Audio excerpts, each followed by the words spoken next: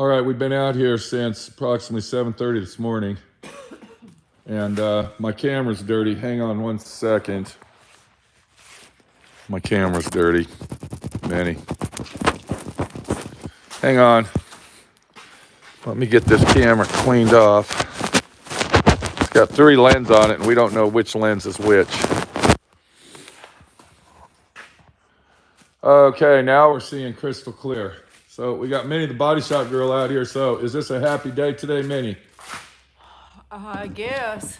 You're not screaming and cussing at me. I don't want to scream and cuss at you. I don't want to do that. Yeah. We got Jason. We got Mustang 915. Mustang 915 said, hi, Minnie. Okay.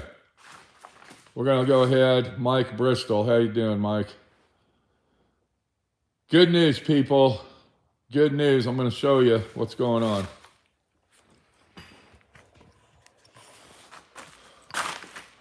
So last night I worked on it till approximately 7:30, and I wanted to put it in last night, but I didn't put it in last night. So I didn't sleep all night long thinking about this.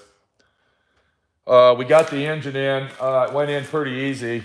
I thought we were going to have problems with this header, and I want to show everybody this header. You can see the situation here when you have power steering. On a Camaro, you got to use this type of exhaust. So we had to buy 2 sets of exhaust, but that's not my fucking problem, okay? Because let me tell you what my problem is. Getting this done.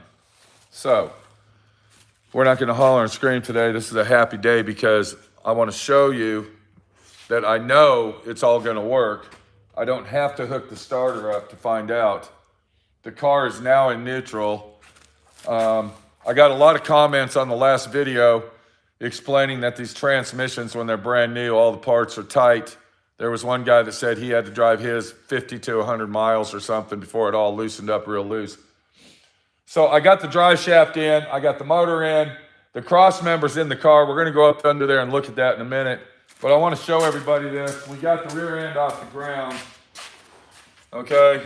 The car is now in neutral. It's in neutral, and I can spin. Do you see what's going on, Minnie? Yeah. Now, of course, we got the brakes holding us back as well. These are brand new brakes, but once again, you can see the car is in neutral. It's not binding up.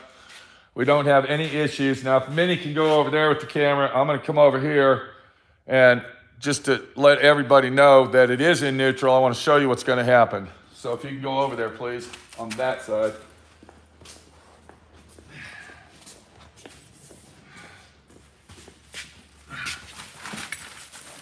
Okay. All right, are you there? Yeah. So I found out that it was in neutral when I put the drive shaft all the way into the vehicle.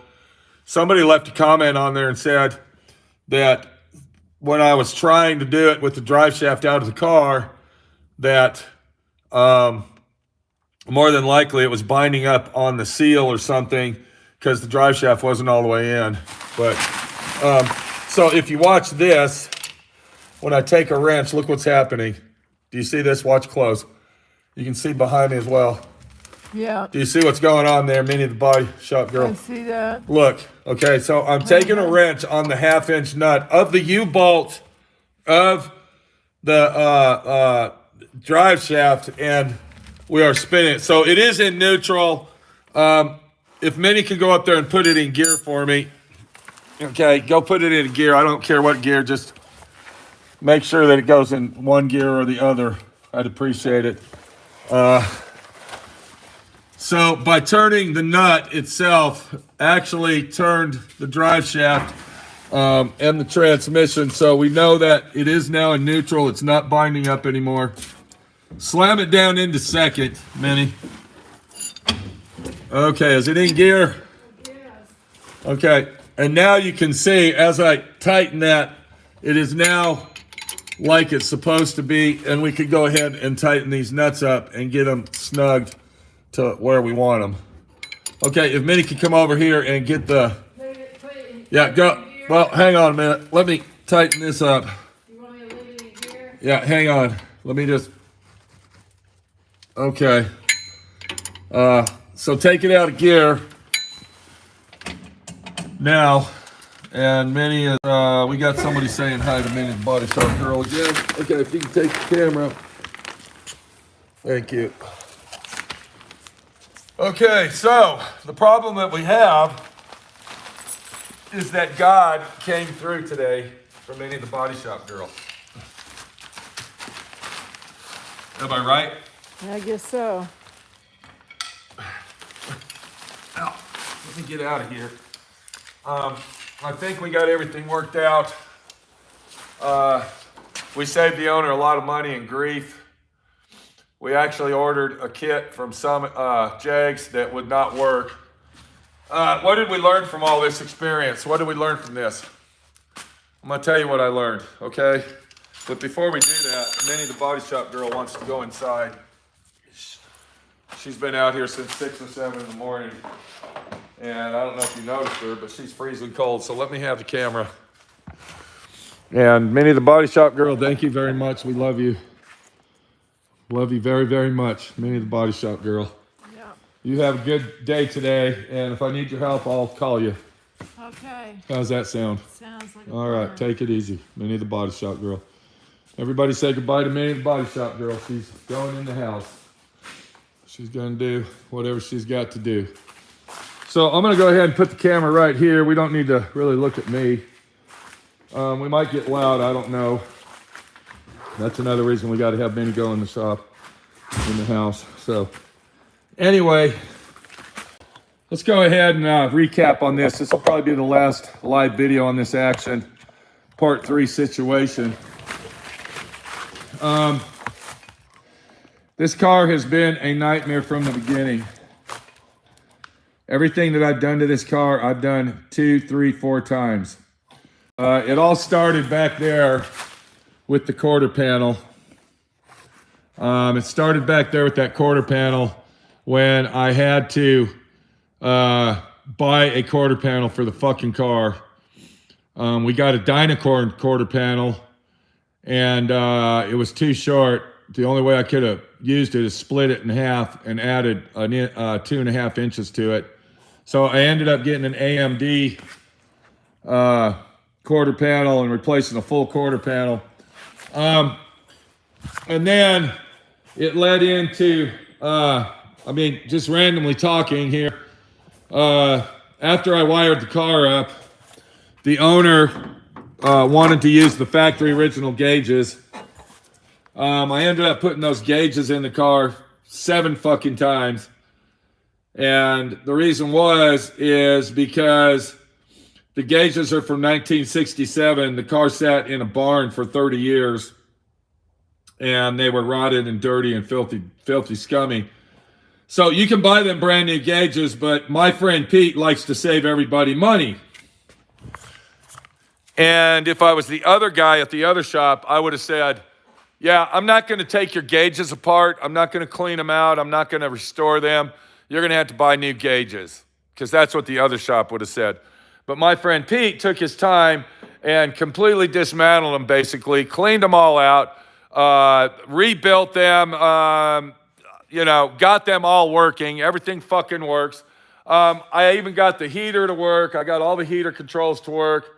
It's got 3 speeds on the heater. And I believe, to be honest with you, I think I got the radio working as well, the AM radio. So that was a 2 or 3 week or longer, almost a month job doing all that to get the dash all done. And I think the dash turned out really nice. We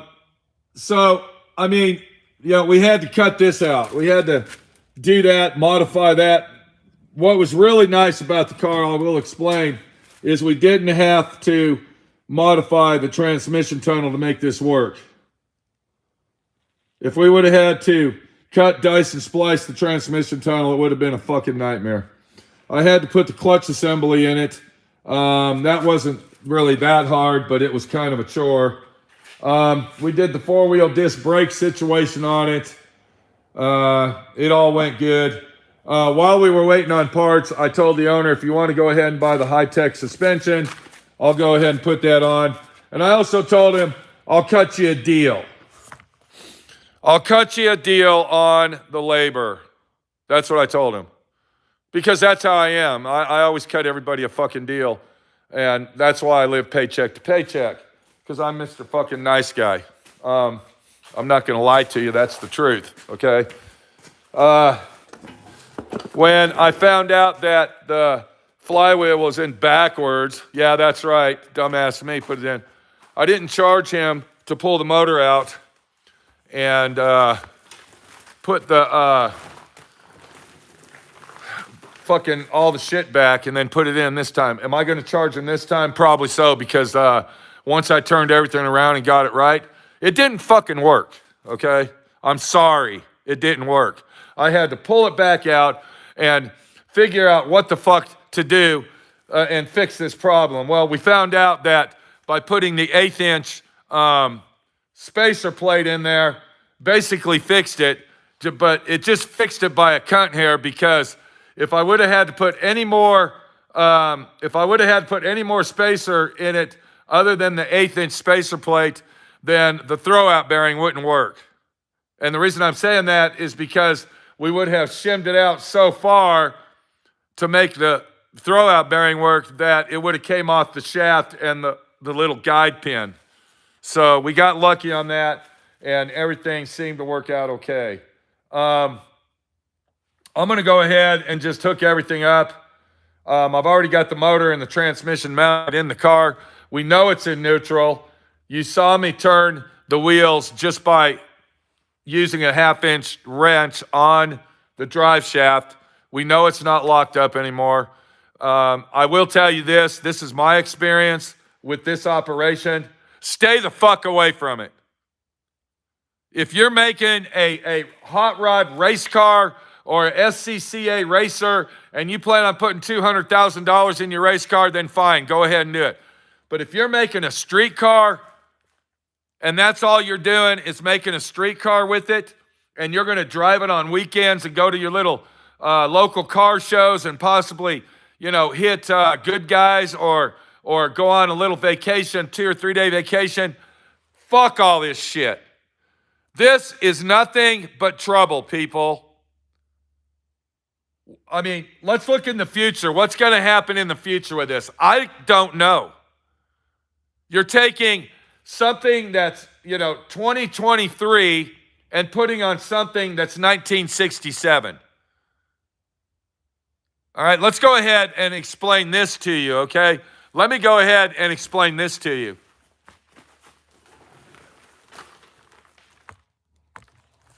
And I'm going to go ahead and turn this around here now. Let me go ahead and explain this to you.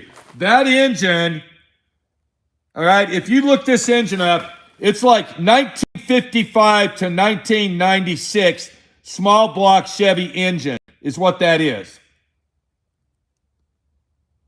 It's not an LT engine. It's not an LS engine. It's not an LX engine. It's nothing but an old school Chevy small block engine with a one-piece seal crankshaft. That's all that is. Now, let me go ahead and show you something else. I'm going to go ahead and get this while we're talking. Because all these parts that I bought to do this job, I'm not fucking paying for them, okay? Because if the owner had to do this, he would have to do the same thing I fucking did. So this bearing that we're looking at right here, let me show you. This is the inside bearing. This is the bearing that goes on the inside of the crankshaft toward the front of the engine. If you use a certain type of bell housing and all this other shit. But the thing is, this bearing is not made for a 1976 Chevy 350 Chevy crankshaft. This bearing that you're looking at is made for a 2018 Camaro, an LS engine with an LS crankshaft. So when you take an LS pilot bearing and put it in there, the specs and the accuracy are not the same as the 77 Chevy truck. But you can't use that situation because you have to use everything that goes with this fucking transmission. Now, we got the transmission in there. We got the bearing in there. If you look inside there, you can see where I had to take bread and pop this out. All right? You can see on the edge here where the fucking thing was jammed up on the fucking bearing because it's not made for this engine. It's not made for this crankshaft.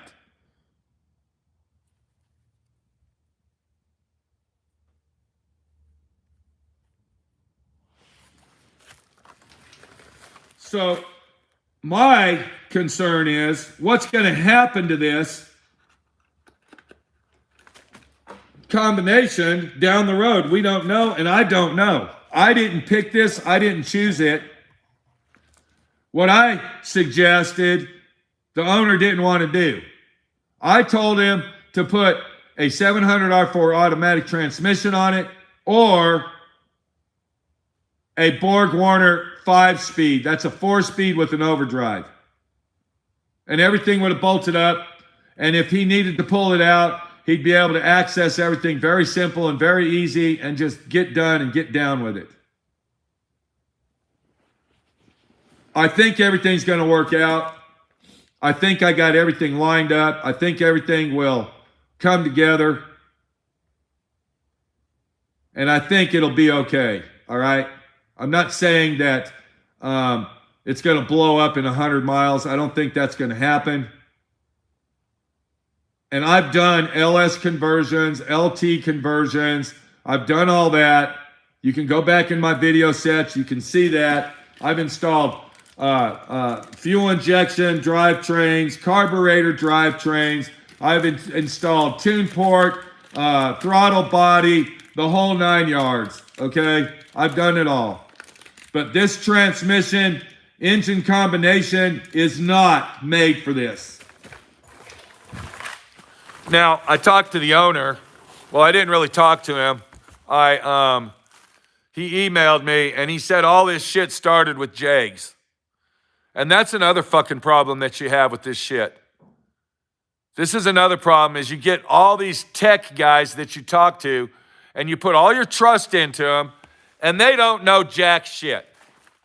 For all you know, the guy that's you're talking to at Jags, he's some 18-year-old kid that's making $10 an hour answering the fucking phone and giving you the answers you want to hear so you will buy their junk. The owner told me it all started with Jags. That's where it started. I don't know how much money he's got in this fucking drivetrain, and personally, I don't care. But whatever amount of money he's got in it doesn't add up to all the bullshit that these salespeople at these aftermarket parts retailers give you, the scam fucking shit of yes, yes, yes, it'll work. Last Monday night, I believe it was Monday or Sunday, maybe it was Saturday, I ordered the Chevy Performance installation kit for this vehicle. The guy over there, I got all this on film, so when you see this documentary that I'm making on this detailed situation, because you're not even seeing the whole story, you're just catching what's going on. You're going to see where I'm talking, not to one guy, not to 2, 3, or 4, 5 or 6 fucking guys. And every one of them gives me a different fucking story. But you know what the main thing is? You know what the main thing is? They all said it would work. But 3 of them covered their ass by saying, well, I can't guarantee that it's going to work, but that's what it's made for. Well, they fucking lied to me and they didn't know their head from their ass. Because the Chevy Performance LS installation kit is not made for this fucking engine. And then when I finally talked to this guy, the last guy I talked to, I don't know who he was, but he acted like he knew all about it. He said, well, that's not going to work. That's for an LS engine, LS crankshaft.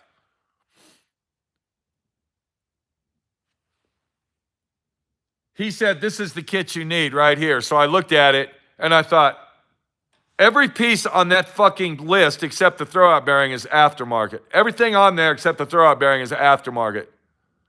I actually think that the clutch and the pressure plate that the Chevy Performance product is selling to you, I actually think that's a American powertrain because it was blue. The bell housing is a QuickTime bell housing made of steel. It's a race car bell housing. And the thing about it is that motherfucker measures out to where you have to put a fucking spacer in between it to use it. So what I'm trying to do here, I'm trying to tell you that buying this shit and this junk doesn't fucking work all the time. It's taken me a month. I had to pull this engine out 3 fucking times to finally figure out what the fuck's going on. Now, I know it's in neutral. I know it's going in gear. All we got to do now is pray to God, Lord above, that the clutch bleeds out properly and is spaced out accurately where it will actually fucking work. Because if it doesn't, then I'll have to pull the whole fucking thing out again, all because of the aftermarket clutch, the throwout bearing that you need to put shims in to make the fucking shit work. There was a comment before I turned the phone around that said, welcome to the custom hot rod world. I've done a lot of hot rods. I've done a lot of custom work. I'm not going to sit here and give you my resume of what I've done in my life. This is the worst fucking setup I have ever ran into in my life. This is it. The worst fucking situation I've ever ran into. Once we get this thing running, the next thing I'm going to do is I'm taking it to the exhaust shop. Let me go ahead and tell you this. I called an exhaust shop up here in Grand Junction, Colorado. I think it was named Scott's or Scotty's. Well, if Scotty's watching me, take your exhaust and go fuck off. Why am I saying that? They wanted to charge me $1,500 to $1,800 to put dual exhaust on this. 2.5-inch exhaust with 2 Flowmaster mufflers. $1,500 to $1,800. I said, a brand new car doesn't even cost. Well, you're working on a classic car. You're working with old school muscle car stuff. Yeah, you're right. It's a lot fucking easier to put 2 pipes in, a crossover, and 2 fucking mufflers. You're not putting catalytic converters in it and catbacks and 2 exhausts coming out of 1 exhaust and all this other shit. I called several other shops. The cheapest that I found for exhaust on this in around here, and this is all the way from almost all the way to Denver and almost all the way to Salt Lake. I think it was 850 or 9. He said it's going to be anywhere from $800 to $1,000, and but you're looking around $850. I'm like, motherfucker, I can't believe that. Then on top of that, I need to get a front end alignment on this, and here's the other excuse for that over at Scotty's or Scott's or whatever the name of the place is. They wanted $450 to put a front end alignment on this car. $450? You got tie rod ends and you got this shit, then spacers right here. That's all there is to it. $450 for an old school front end alignment? You know what he said? But you're working on a muscle car. You're working on a classic here. What do you expect? So that means, since this is a classic and a muscle car, I should be charging $250 a flag hour to work on this thing. That's basically what he was saying. Since this car over here is a classic, I ought to be charging $22,000 to paint it. Paint. We're not talking body work. We're not talking rust repair. We're talking paint. Minimum $22,000. It's not a brand new car. It's not bolt a fender on there, scuff it down, and paint it and say I'm the best body man in the world because I know how to do collision work. That's what collision people are these days.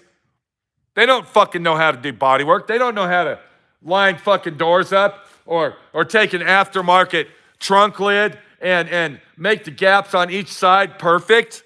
They don't know how to do that. They know how to get an aftermarket fender or a brand new fender from the factory, bolt it on there, scuff it down and paint it and say, look what I did. I'm better than you. Well, if you're that collision guy that thinks you are, fuck off. You ain't shit, bitch. I'm a one-man operation. Everything that you see me do in this shop, I do by my fucking self. The only help that I have is Minnie. Hand me this tool. Put this tool away. Jack it up a little bit. Let it down. Let's slide it in.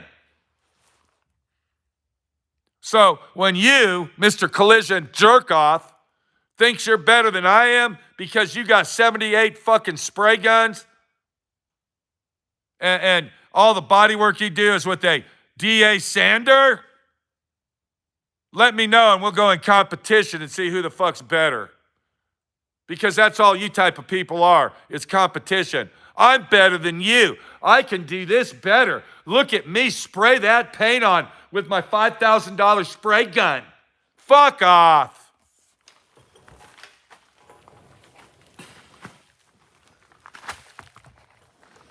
So I'll be finishing this job out today and getting it running.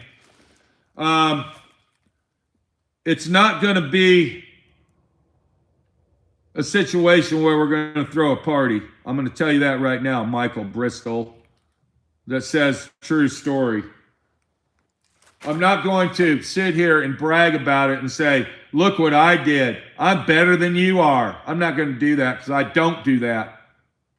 I fucking work for a living, people. I am not an arrogant pile of shit that thinks I'm better than everybody else.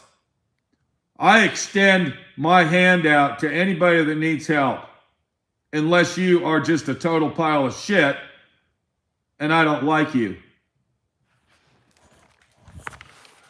I'm going to go ahead and bring this subject up. And if anybody in my hometown, I don't even call this my hometown. I don't want it to be my hometown. My hometown is Denver, Colorado. The people that live in the vicinity around me don't like me. They don't like me. You want me to tell you why? Because if I have something to say to you, I will say it to your face. I'm not going to beat around the bush and tell everybody else except you. So if I have a problem and I think you're a piece of shit, I will say to your face what I think about you and why you're a scumbag. And that's one of the problems we have in this world today, is that people will not stand up for their fucking rights. They will not stand up and face the people that are ruining this world. We got people on YouTube, and I believe, this is what I believe, YouTube needs to, and TikTok, which is one of the worst places, they need to ban these scumbag people. They need to ban these type of videos where you are disgracing law enforcement, where you have a camera on you or a camera and you're telling the cop, fuck you. I know my rights, pig. You're a scumbag. Fuck off. I know who the fuck you are. Give me your badge number, you pile of shit. Let me have your badge number. I want to talk to your sergeant. Get your sergeant over here, you piece of shit. I think those videos and those people that hide behind those cameras, those videos need to be taken down immediately because it makes America look like a disgrace. That all people are is wild fucking animals and scumbags. And I think the people behind those cameras that you never see their faces, they need to be taken in a dark alley and beat with a fucking bat. Yeah, there's bad cops. Of course there is. Just like there's bad body men. Or there's compulsive liars that lie. I don't like liars. If you lie to me, you are stealing from me. You have just stole one of the most important things that a human being can give you, and that is trust. When you fucking lie to somebody and they know you're fucking lying, You just stole the most important thing you will ever get from that person. They will never trust you again. They will never talk to you in the same manner or look at you at the same way that they did before you fucking lied to them. You should never fucking lie, and you should never be a compulsive liar, because compulsive liars are dumbass dipshits, because once it gets around, everybody knows you're a fucking liar, and they're laughing at you behind your back, you dipshit.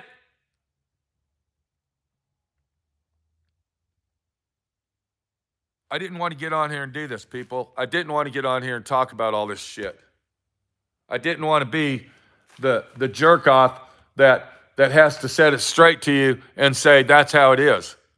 All I wanted to do is get on here and be happy and let everybody know that the hand of God came down and let me get this pile of shit done. That's all I wanted to do. But this is a good lesson that if you don't give up and you don't quit, it will eventually all work out. Because in the end, everything works out for the best. I don't give a shit what it is. It can be the worst situation in your life, but in the end, when it's all over,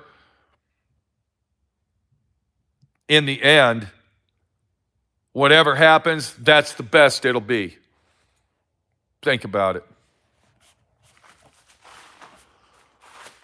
So, I got to go ahead and finish this out. I'm going to go ahead and do that today. I want to get it all buttoned up. I want to hook all of everything up. I want to get the distributor in there. We're going to have to bump the motor over, get it on top dead center, slap that in there. We got a problem. When you buy one of these turnkey engines, it comes with the distributor and the wires and all that. And it also comes with the holders that hold the wires in place. Well, these are 8mm, not 7.5. Are these 8mm? I think, or they're 8.5mm. They're not 8mm. So the holders won't work. So we're going to have to buy a top mount spark plug wire holder for the spark plugs. The owner wanted to put fuel injection on this. I told him that's stupid. Basically told him straight out, waste your fucking money, because I'm not doing it. He wanted to put fuel injection on this. A lot of people, they get the hair up their ass, and they don't really realize what it takes to do what they want to do.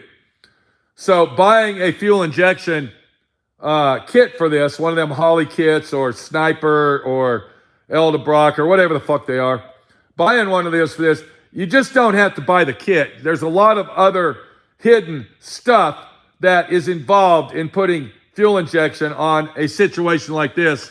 And one of them is 2 fuel lines. You got to run 2 fuel lines. You got to have an in-tank fuel pump system.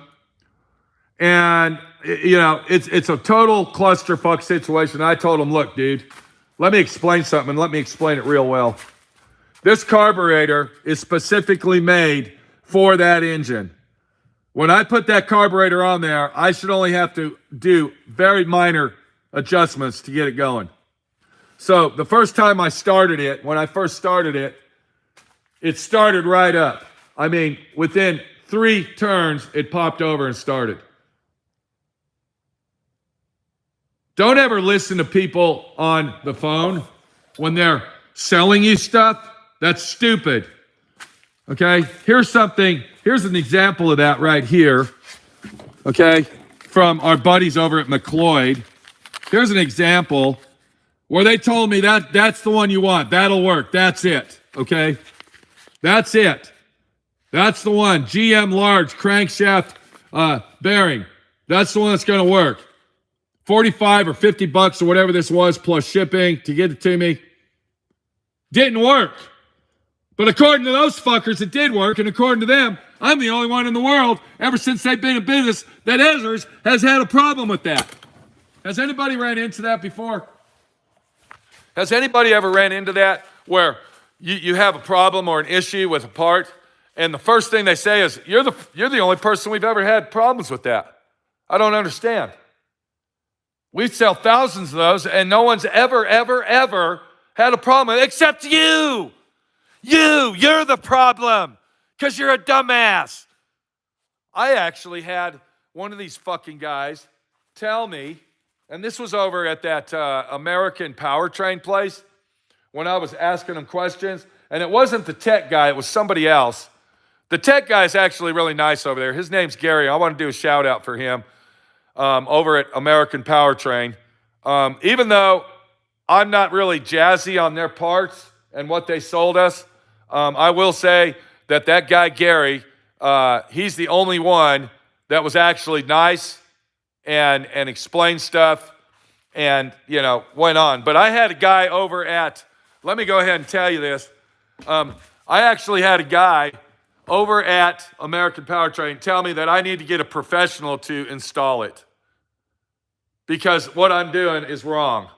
And all they had to do is tell me, well, you know what? You might need a spacer. They didn't tell me any of that shit. All they did is give me the runaround and tell me that I don't know what the fuck I'm doing, basically. And that's how these aftermarket vendors are. You're the problem, not them. You're the problem.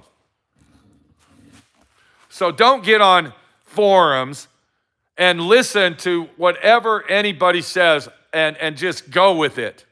Do your research, check the shit out, and make sure that you know what the fuck's going on before you do this. Here's a good example. I mean, look at what happened to me, okay?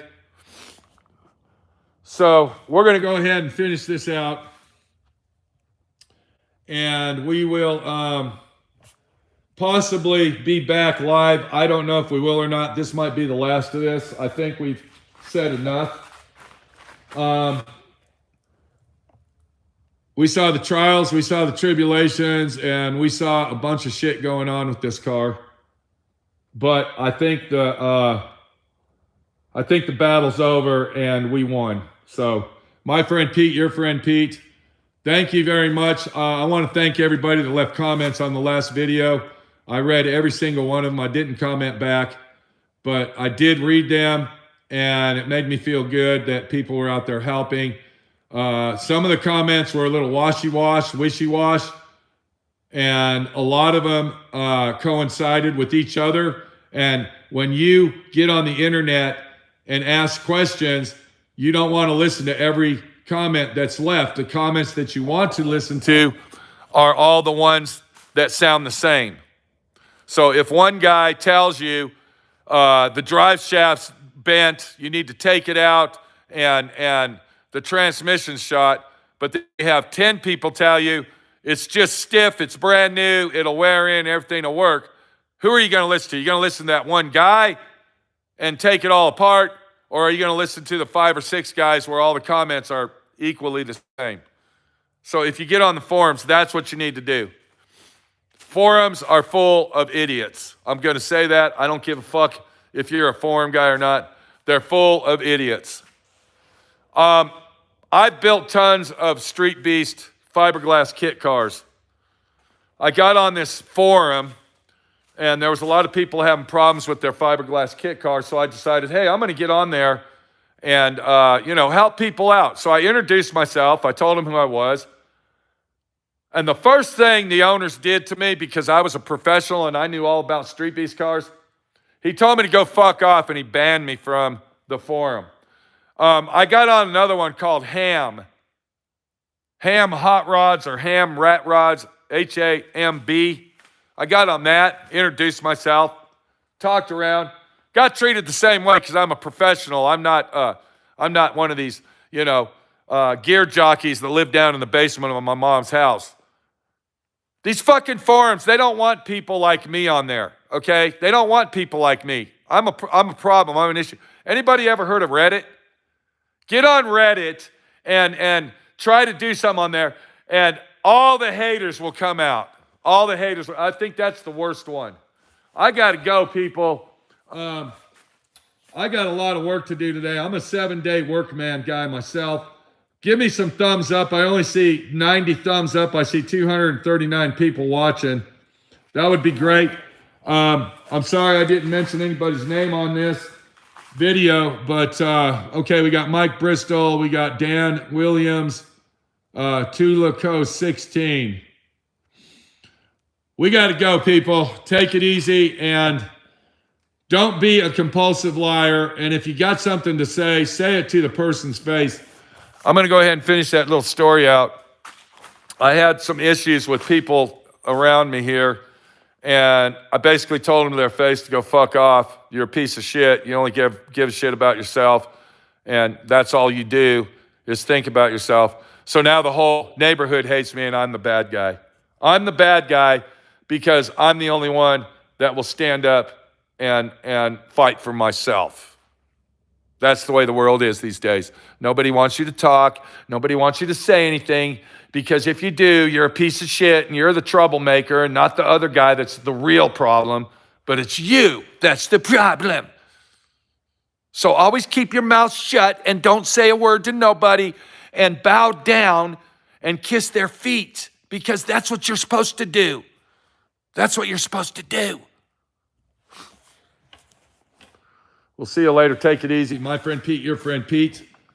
Hopefully getting this nightmare done. And yeah, we'll see you later.